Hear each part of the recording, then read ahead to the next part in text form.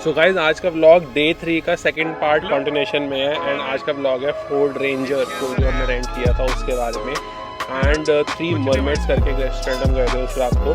तो ये दोनों सेकंड पार्ट है थर्ड डे की, तो इसकी कंटिन्यूशन में इसको लेना एंड बहुत सारे और भी बैंकॉक का पता है कि व्लॉग्स आने वाले हैं, तो व्लॉग चैनल को सब्सक्राइब करके रखना एंड वीडियो के नीचे कमेंट और लाइक ज़रूर करना। चलिए शुरू करते हैं।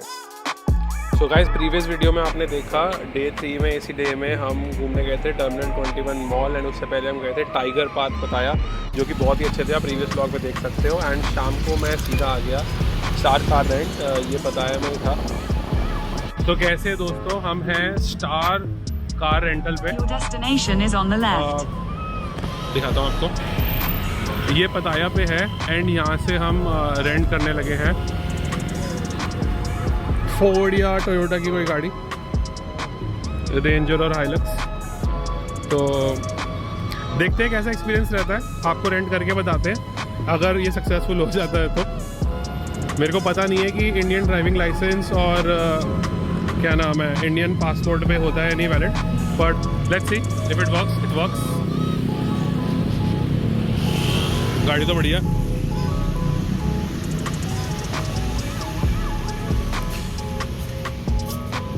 डाला खुला हुआ है इसका।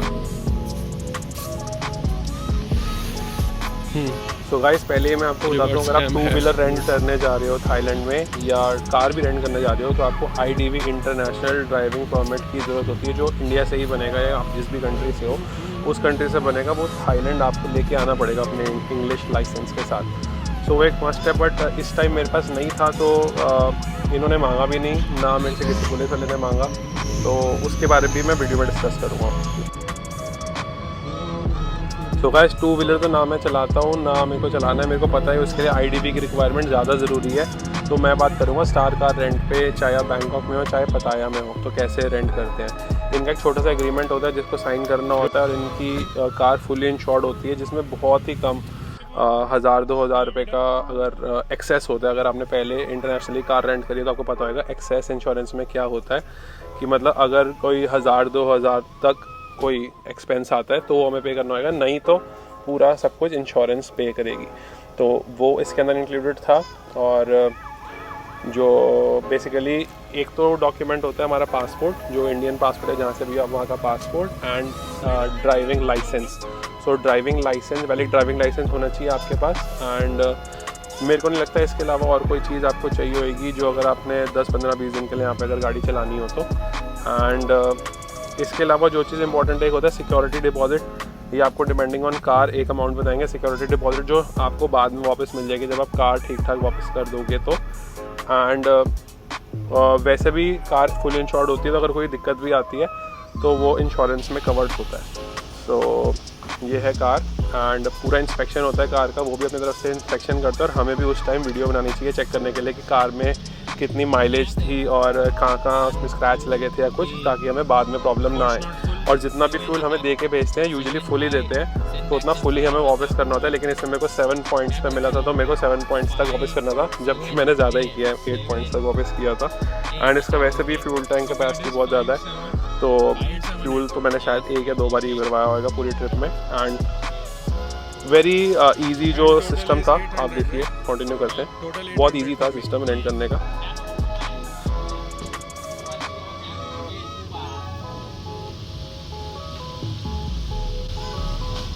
How much extra you're saying? वैसे तो मेरे को पता है और बैंकॉक के बीच में ही घूमना है, इसके आसपास ही घूमना है, तो बहुत ही मुश्किल है कि मैं 500 किलोमीटर भी कवर कर पाऊँ, जबकि मैंने 550 किलोमीटर 500 के आसपास कवर कर लिए थे। लेकिन उन्होंने मेरे को 800 किलोमीटर की लिमिट दी है, 200 किलोमीटर्स पर डे।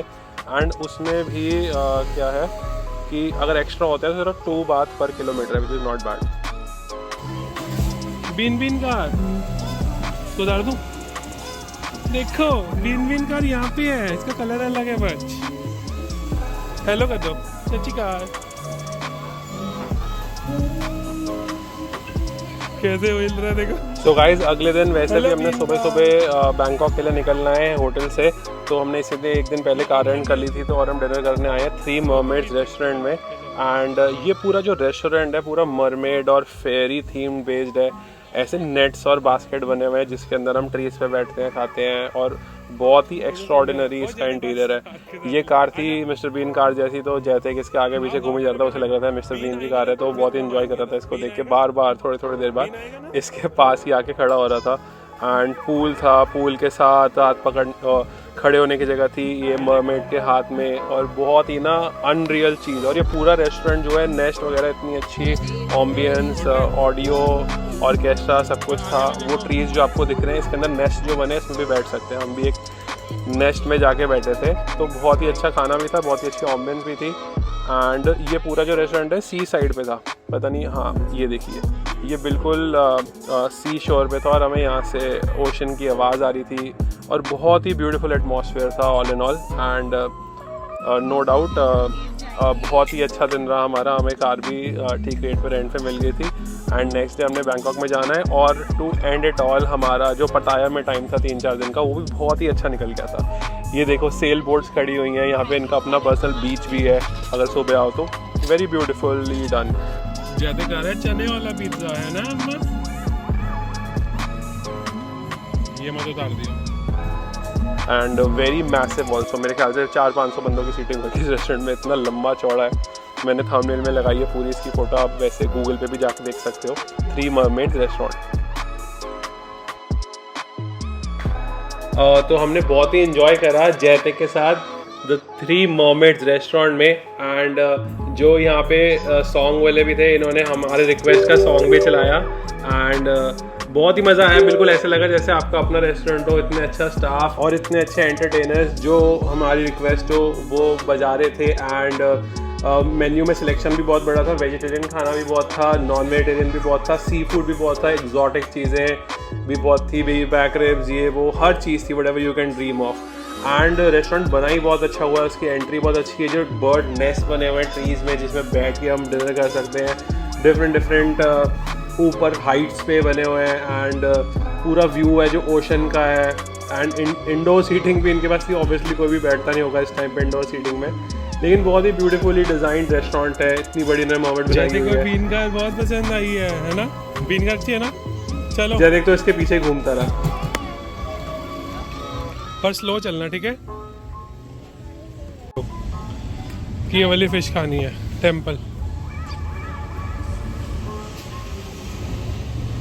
और ये खड़ी है हमारी ranger pickup truck, hot as ever.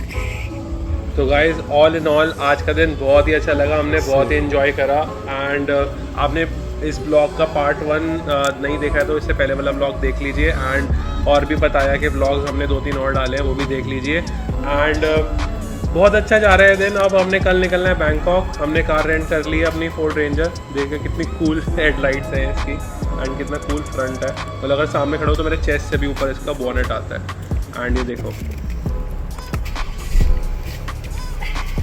Built for tough ऐसे लिखा आता है। सो गाइस अगर आपको अच्छी वीडियो अच्छी लगी तो वीडियो नीचे कमेंट जरूर करना, लाइक ज़रूर करना और हमें इंस्टाग्राम पे फॉलो जरूर करना डी ब्लॉग्स ऑफिशियल पे। एंड जैसे को सुनो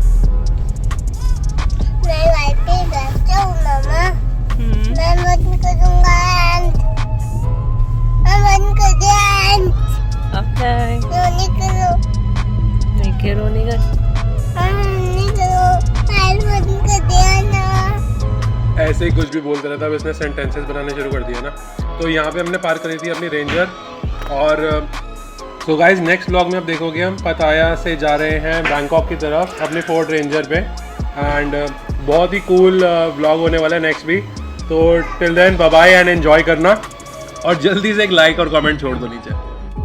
यही होटल में रहे हैं डीनर में पहले, ऐसा लग रहा है। यहाँ से टैक्सी पढ़ के लाते थे, यहाँ से सामने क्रॉसिंग थी। सेम होटल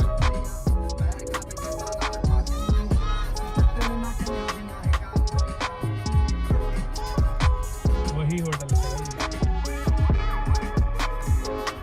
जैसे आ गए होटल न्यू वाले।